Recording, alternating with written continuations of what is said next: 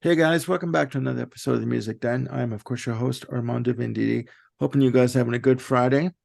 Today we have another installment of Misguided or Misunderstood, and I have with me Mr. Ryan Gavalier. How's it going, Ryan? Oh, I'm doing well. How about you? I'm on my second cup of coffee. I'm good. I'm doing good. Nice. You know, I need it, man. I need it. Um, ladies and gentlemen, the title of the show is Misguided or Misunderstood, and we have a pretty interesting one here to talk about. Aerosmith. Permanent Vacation.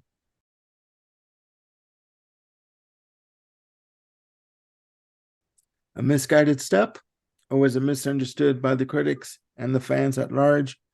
5 times platinum in Canada, 5 times platinum in the US, second release for Geffen Records. Some people think that it went too far into the pop realm. They, for the first time, had brought in outside writers, and most notably Holly Knight, who has worked with Kiss, Tina Turner, Desmond Child, track record galore, I'm Bon Jovi, Kiss. So I'm Jim Valance, work with Brian Adams, etc. So the question is today, is this album a misguided step or was it misunderstood by the critics and the audience at large? So without further ado, Mr. Cavalier, take it away. Your views on Permanent Vacation. All right. Well, I would say before we get into misguided or misunderstood, I do think it's important to bring up some of the things that might lead the album to be misunderstood too. I think Sure, of course. so for example, I think a lot of people consider this to be inferior to Pump, but also inferior to Done with Mirrors and just kind of seen as like a really safe as like a poppy effort. A lot of complaints here about the production I've seen, like kind of the more brighter production and such. I know when I did the Aerosmith series, I think we were like half and half. One other person gave it a positive review along with myself, and then the other two were in like the 3 out of 10 range. Like they really didn't like the album. So it is polarizing. Um, and as I listened to it again last night after not hearing it for probably about a year, I really like it. I mean, I think it's a good album. I think that is it perfect? No, but there's not much I can critique about it either. Like, I think it's just a well-made pop rock album. I really think that's what it is. I don't think it was trying to fool anybody. I don't think it was trying to like break new ground. It's just really good at what it was doing. Um, and for example, like Hearts Done Time is a cool opener. It kind of rocks, a good riff there, a good Steven Tyler vocal performance. Mhm. Magic Touch is a really, really catchy song. I like the chorus on that one. I like the guitar playing on it. I think that one was written by Desmond, or at least it was partly written by Desmond Child. And I think he did a pretty good job with Aerosmith, honestly. Yeah. Um, Ragdoll's really catchy. I've always liked that song. Cimaraya is pretty cool in my opinion. It's not like the most memorable Aerosmith song, but it does rock and it has a cool vibe to it. Dude Looks Like a Lady's a classic. I love that one. All the brass arrangements and stuff. It's a good Steven Tyler vocal performance as well. It's just fun. Yeah. Um, St. John's pretty good. Kind of like going to that and Hangman Jury are kind of a little bit more old timey feeling, I feel like. Mhm. And I like both of those songs a lot. They kind of show a different side of Aerosmith.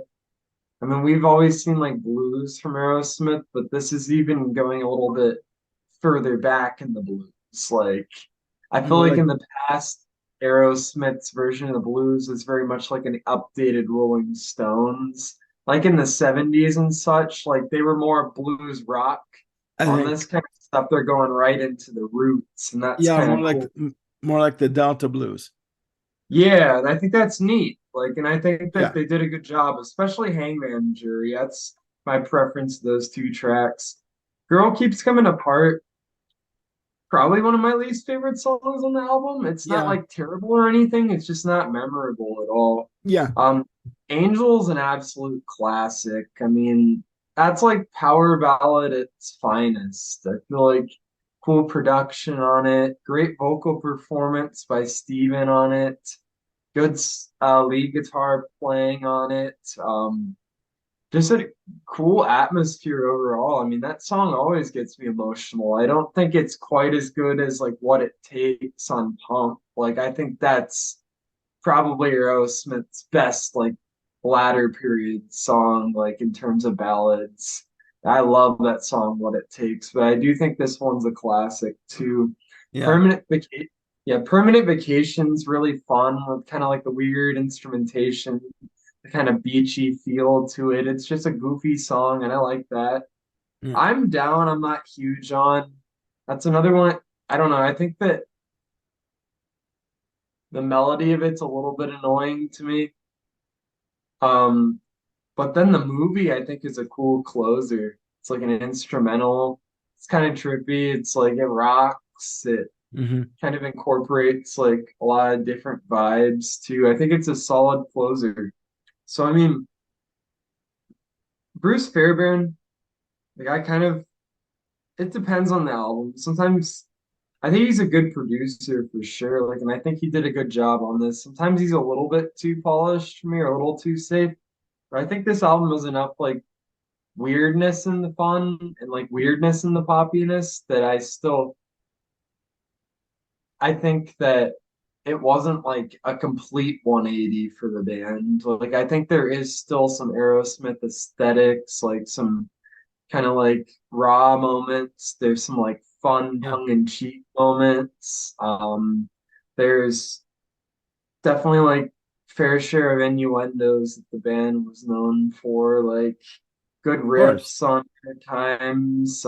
There's like I don't know. I mean, I really don't have a problem with this album at all. I mean, it's not perfect, like I said. Like if I was gonna rate it, I'd probably give it an 8 out of 10.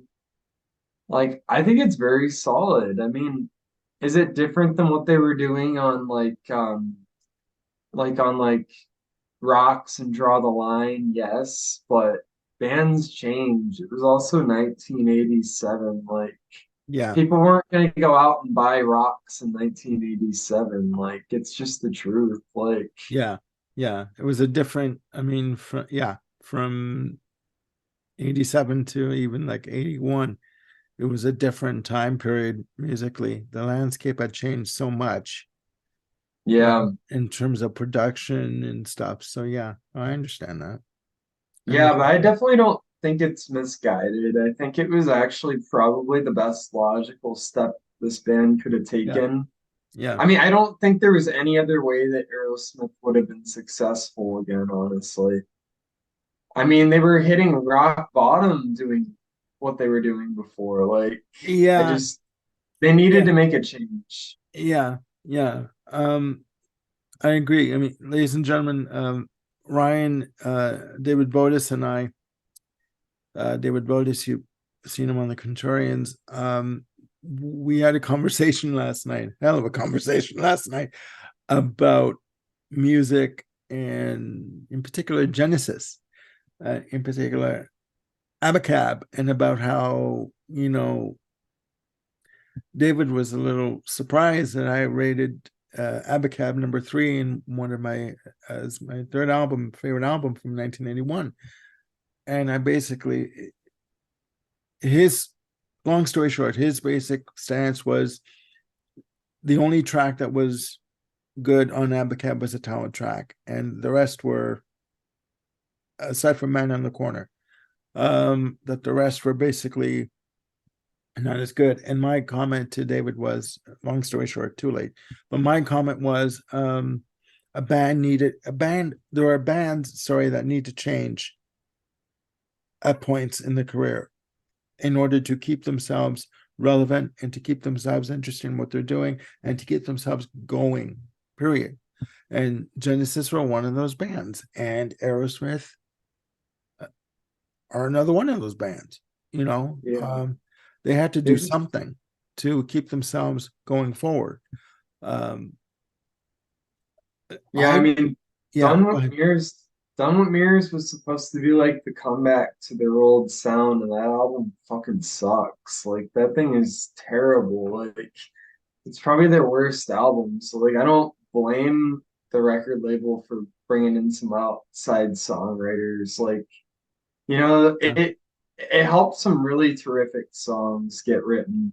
Like I love Aerosmith and like their 70s stuff is classic, but they definitely needed a little bit of help at this point. I feel like they were just in a very different music landscape that they weren't really equipped to go into alone.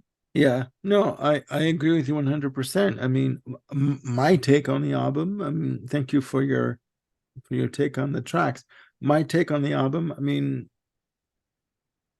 um, the one track I remember hearing from Aerosmith before really getting into them was "Chip Away at the Stone," um, and I love that track. I mean, but this was the first album, Permanent Vacation, that I really took notice of the band and got into them.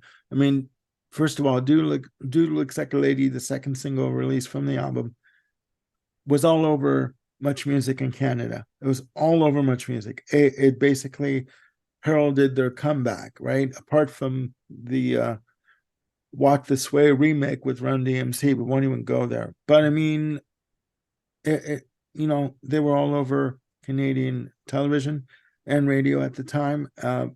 You know, I'll go through the listing. I mean, and then I want to ask you a question about the production. You know, Hearts Done Time is a strong intro to the album. Really good, you know, introduction. Uh, you know, catchy hook for a track, really catchy melody. Magic Touch again.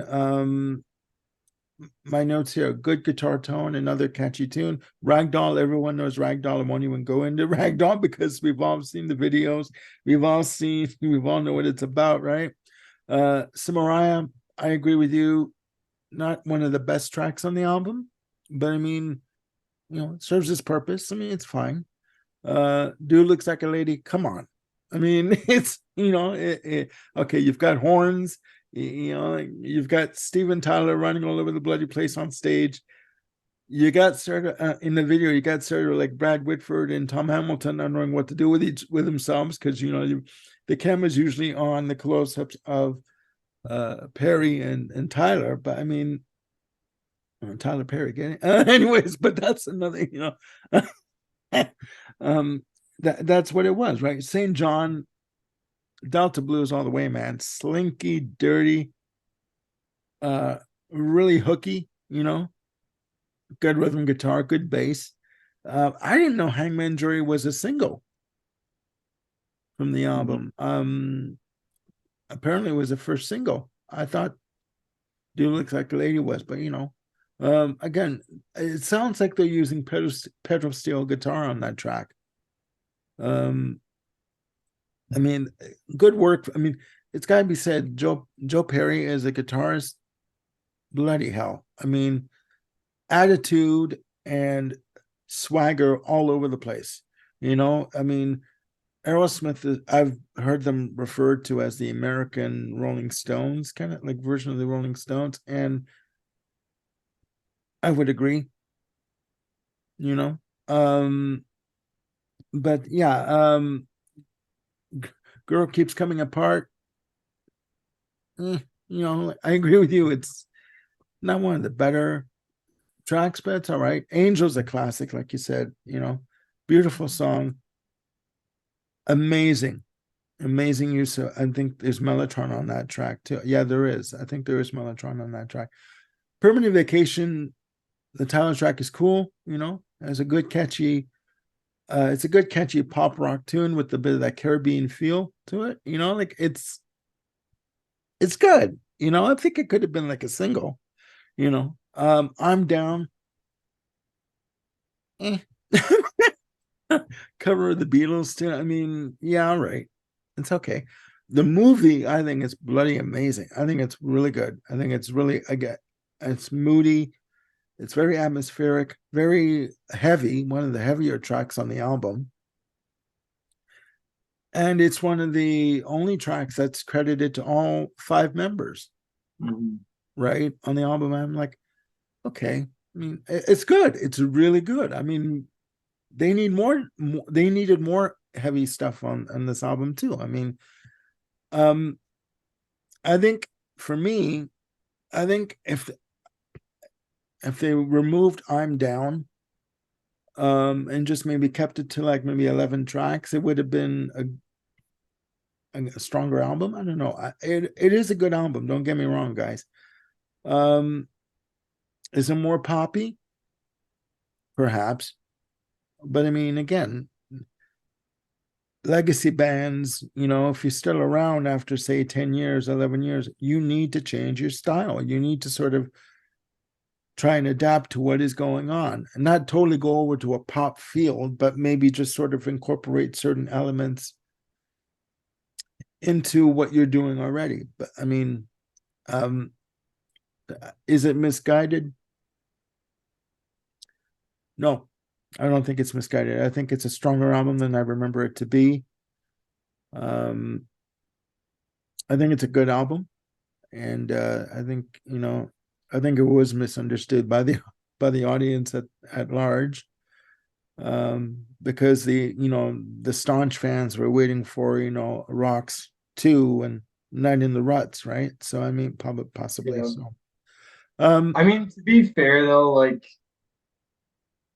and it should go without saying though, but like, I get why someone wouldn't like the album too. Like, yeah, it's I get definitely it. very, yeah, it's definitely a very different album. And like, I could see it not being someone's thing if you are more of like a rock stan. But I think if you give it a chance, there is some pretty cool stuff on it. It's not as far away from Aerosmith as you would think, too. Yeah, yeah, no, I agree. I kind of get the feeling that even also like they were having fun Yeah. doing this. You know what I Well, mean? they were like sober, they were happy, they were doing what they Yeah, needed to do. Like, yeah. No, I agree with you. The working with Bruce Fairbairn. What I mean, there's been complaints, sorry, about the drum sound on the album. To me, all the drums sound the same. Like it's the same sound of like in production wise. If you can explain to me what is that sound that Fairburn is using? I mean, I'm not a musician. I'm just looking at it from a fan's point of view. Like all the drum tracks, in terms of sonically, they all sound the same. What is he using in terms of um, production on it? Like, is he overproducing it? Is he I'm trying to remember, honestly. Like, I've never really had that much of a problem with the drum sound on the album, but give me 1 second. Like, sorry? I didn't mean to throw a curveball at you. Just no, it's okay. No worries. Um,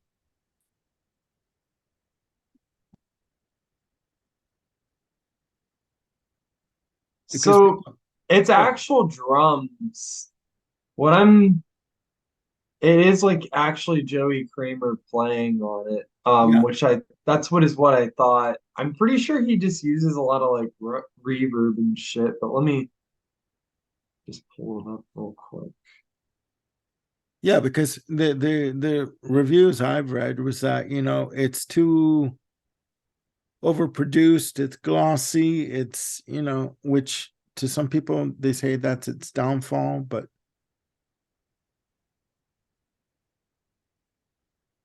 Yeah, I think he just added a lot of reverb to them. Maybe he just kind of overproduced them, but I kind of liked the sound.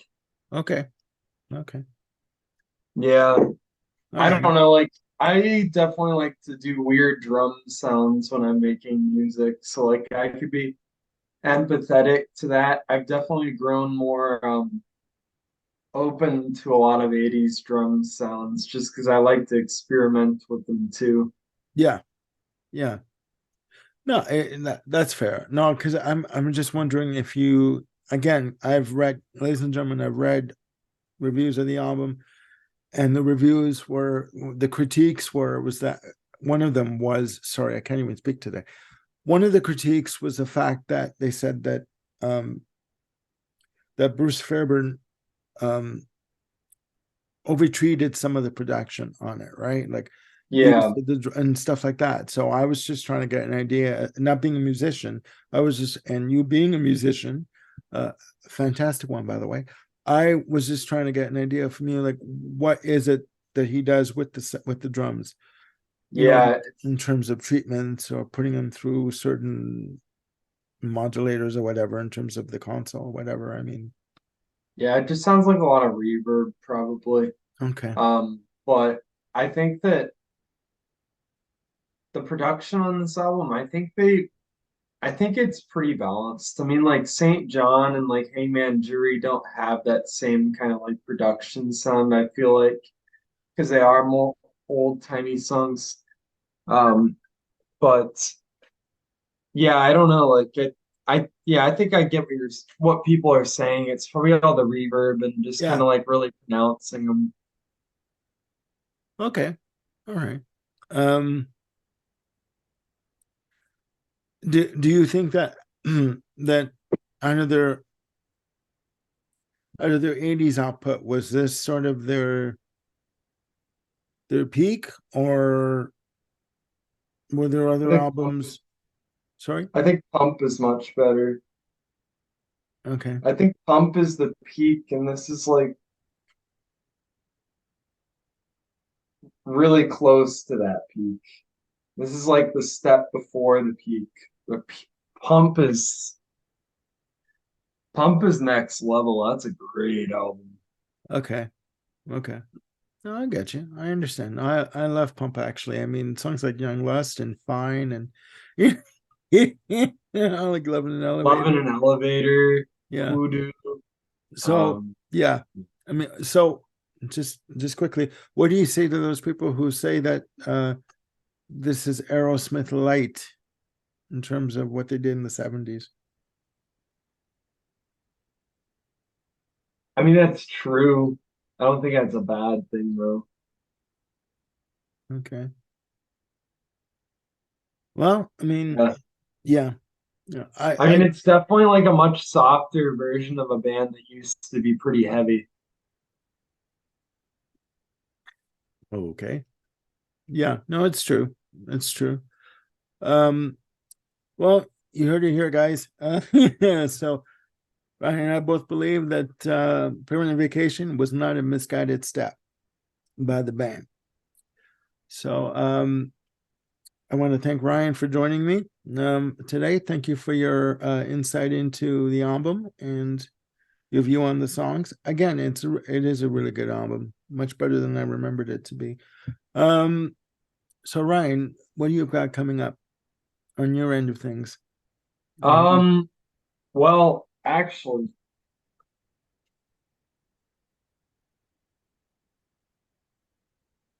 I just got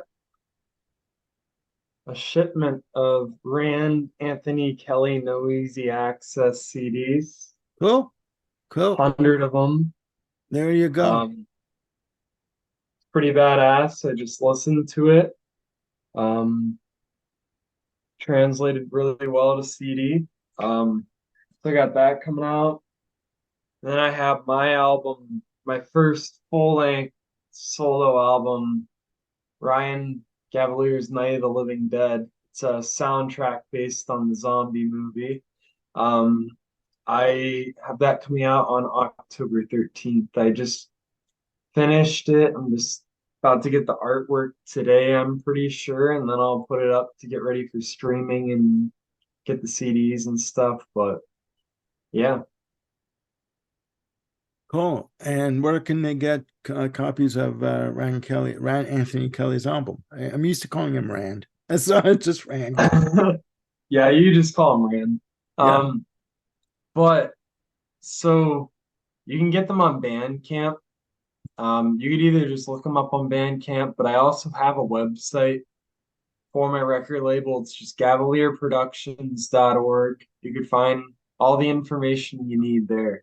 Yeah, I'll put the link to the website in the description down below. Thank you. So you guys can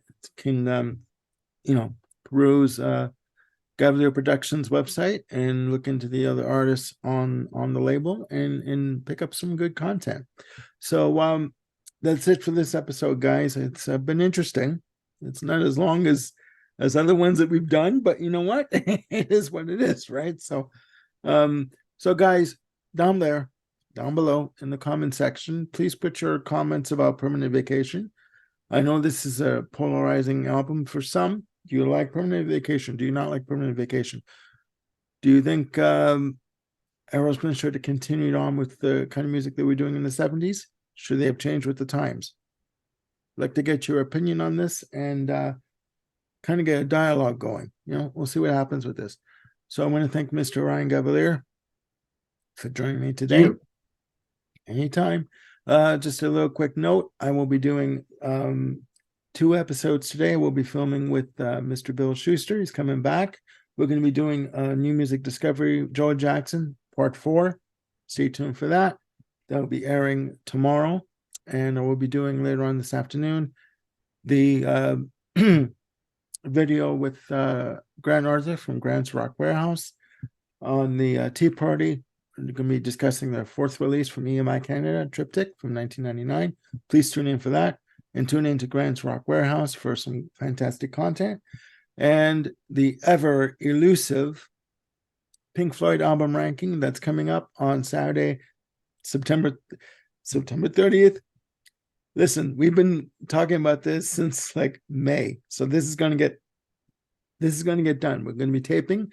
So please join myself, possibly Ryan Cavalier, Andrew Cox, Brian McFadden, Bill Schuster, and Peter Kent from the Loser King channel for the Pink Floyd ranking, album ranking.